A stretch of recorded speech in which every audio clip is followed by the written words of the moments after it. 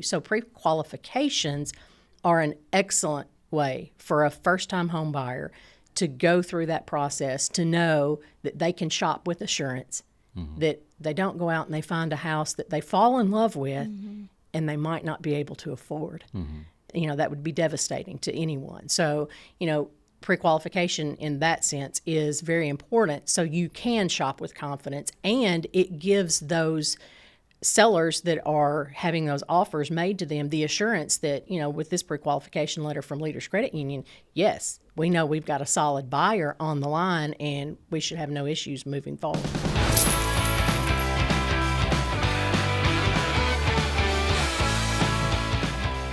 Hey, this is Shay. And this is Mary Helen. Welcome to the Pocket Change Podcast. Where you'll learn better ways to spend, save, and invest and take control of your financial journey. Mary Helen, I was reading the other day, and over 30% of home buyers in America are first-time home buyers. And so we're going to talk about that process and talk all about first-time home buying today on the podcast. And that's a big deal. Yeah. That's about a third of all home buyers. Exactly. Have never done it before. Maybe don't know what they're doing. It's a huge process. Maybe need some help. Yeah. Which is why I'm excited about our guest today. Yeah, and she is an expert in all things home buying. We're so excited to welcome our guest today, Carroll, who's the Director of Mortgage Services and Sales. I'm so excited about what we're going to talk about today. First-time home buying tips, maybe things people don't know about home buying that they need to know or should know, and you're going to help us get there, right? Absolutely, absolutely. Thank you for having me today. Yes. Yeah, tell us a little bit about how long you've been in mortgage services and helping home buyers achieve their dream of home ownership. Okay, so I've been with the credit union for a little over 18 years, and all I've ever done is mortgage lending. Wow. So, when our mortgage team was 3 people, I was a part of that, and now we're much over 25 on staff. So, wow. Yeah, we've grown exponentially. And it's cool to see that you've seen it from the very beginning and helped it kind of develop in a way into what it is. Absolutely. And also know what it was like back then, but also know what it's like now and the trends and what changes and what's still important. And that's a great skill to have. Yes. We're excited about what our team is able to do, with first-time home buyers, existing, clients that come through and repeat clients. So, yeah, we're really excited about what the team is able to share, the education piece that they bring to the table, and the expertise. I feel like the first question that people want to know when they're buying a house is, how much do I have to save in order to buy a house? So that's really a good misnomer. People still believe that there is a 20% down payment that is required, and that's not true.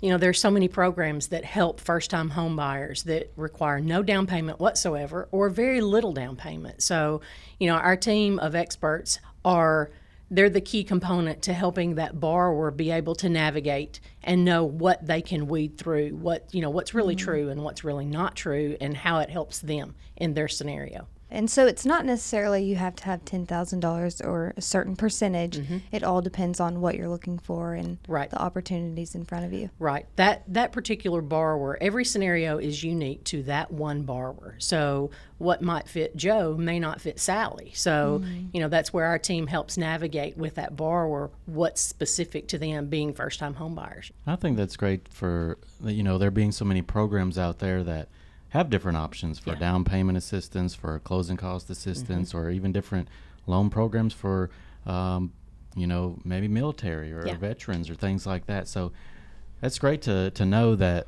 there are those flexible options. And then, in thinking about someone who's buying their first home or getting into that process, we know we've got to save and, prepare for that with our budgets, but what's really the first step and where do we even start? So the first step for most every buyer is really knowing what they can do. So, a lot of people don't just wake up one day and say, I'm going to go buy a house today.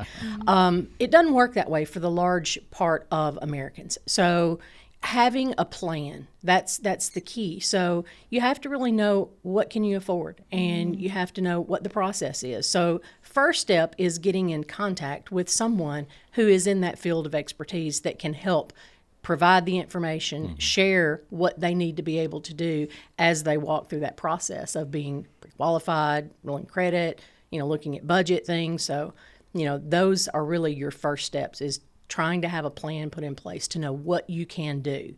and the budget is a big part of that. Right.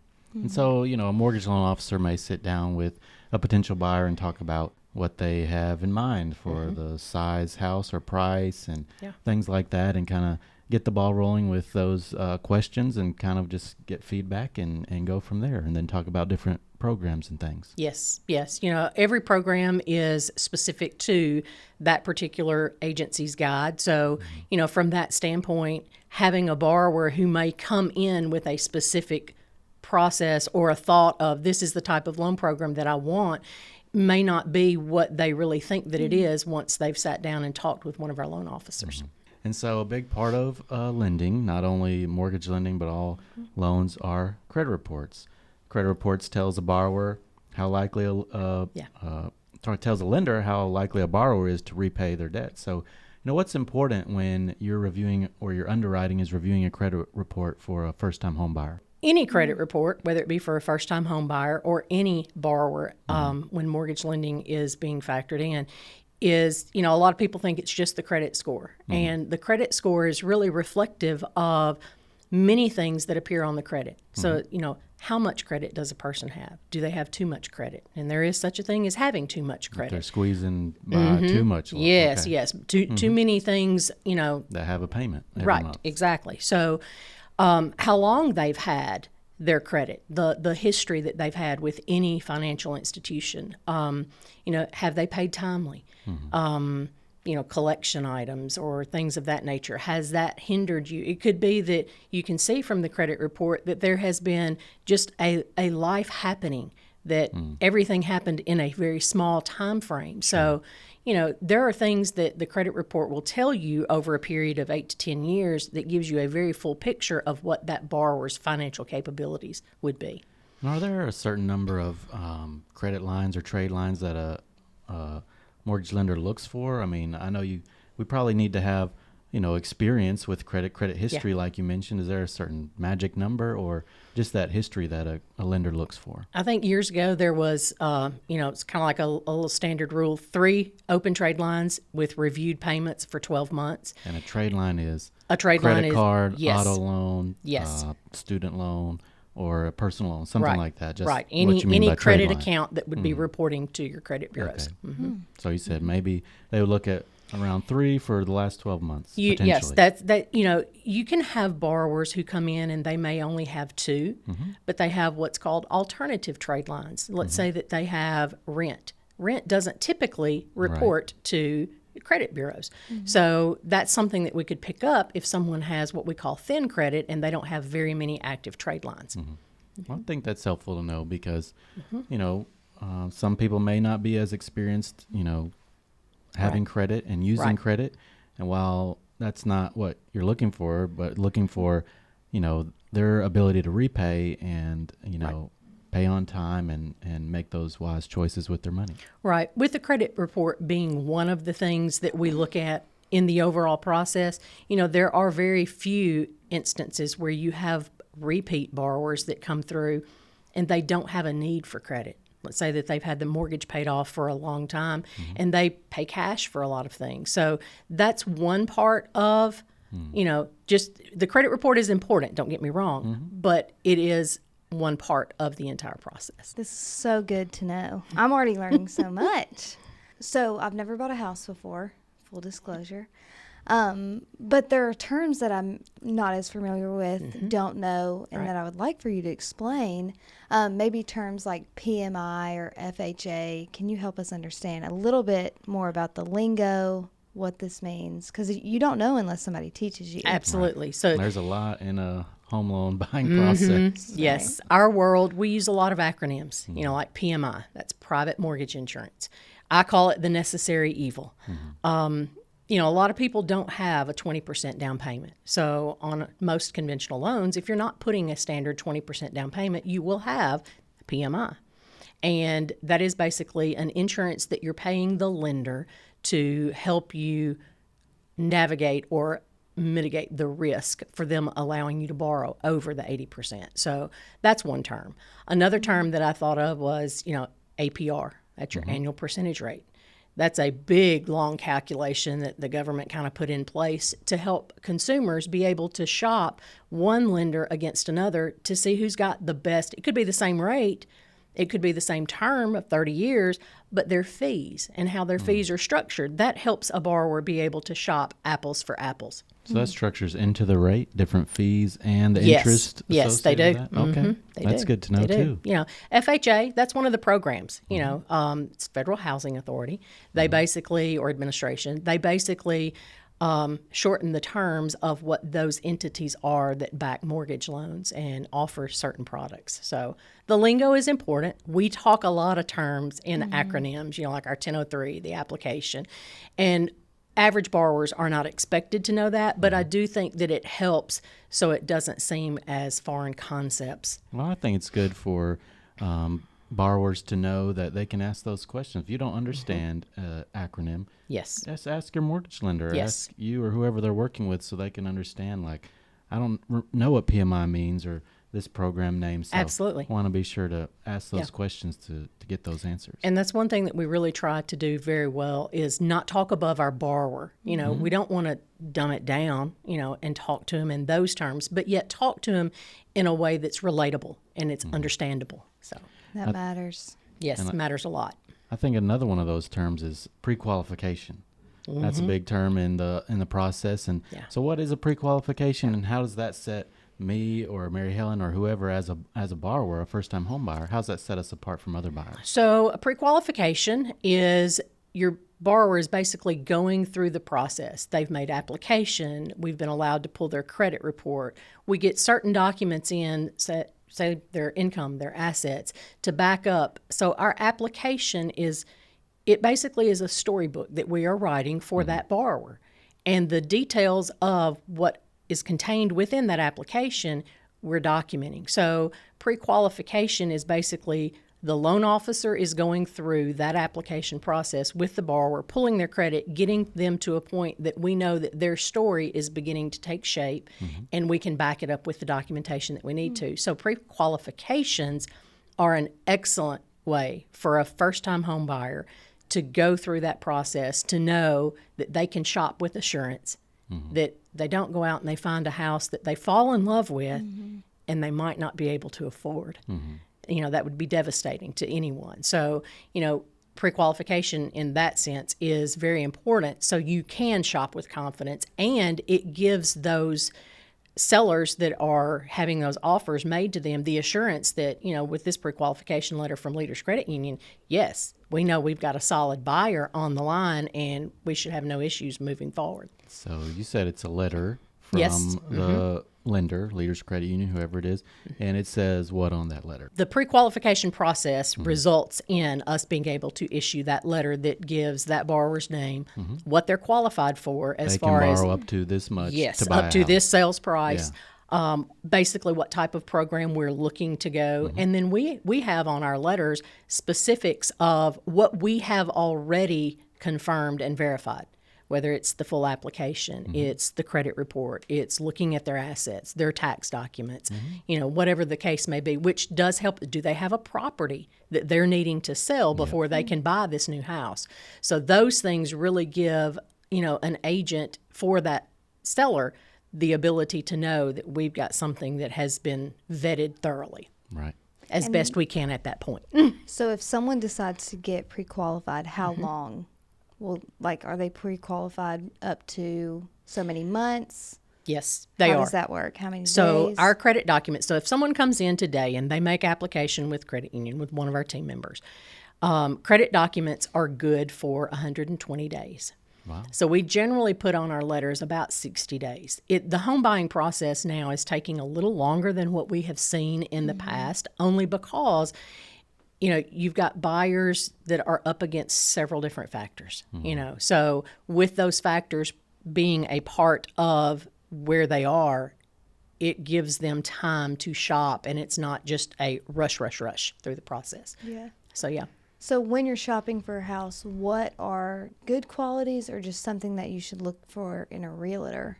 I know this is different from mortgages, but a Yes. realtor can be and a lot of times is also a vital process in or vital part in this process? So we encourage all first-time home buyers to partner with a realtor, someone local they can find. We work with many lenders or agents rather across Madison County and West Tennessee as a whole. So as we're meeting with clients, we kind of have an idea, they would partner well with this person or maybe this person. So we try to give them a reference of about 3 different agents in town or within their area that we think they might partner with well. So to me, one of the biggest things that anyone could look for in finding a local realtor is someone you can get along with. You're going to be working very closely with that individual for a while. And a lot of information shared back and forth. Absolutely. Text messages, phone calls, everything. Yes. Yeah. You want someone who is responsive. You want someone who's transparent. They're honest. They're very proactive and aggressive in fighting on your behalf because that's what they're really hired to do. And they are the negotiator between you as the home buyer and that seller. So they're looking out for things that we don't necessarily, as a lender, have at the top of our mind. So, we're looking out for their finance, their loan, and how that part is going. So there are aspects that a realtor would be very beneficial to a first-time home buyer in being able to know how to navigate that process of buying. I think, I've heard some other industry professionals or realtors say, especially in this rate environment, fall in love with the house, but not the rate. And so what does that really mean, and how are rates affecting the home buying budget, our home buying budgets now in this environment? Yeah, that's a great question, Shay. The rates that we are currently seeing are higher than what they have been in some time. So it's very difficult for first-time home buyers to be able to navigate the entire journey, but and they get qualified. Let's say they get pre-qualified and they're ready to go, but they just can't seem to get over that hurdle of, these rates and where they are. So, having the assurance that we know that and hope that rates will cycle back Yes, we down, hope. and generally so, it's being able to share with them what they can do and what they can't do. With rates being higher than where they have been, there are a lot of first-time home buyers that have basically been priced out of the market.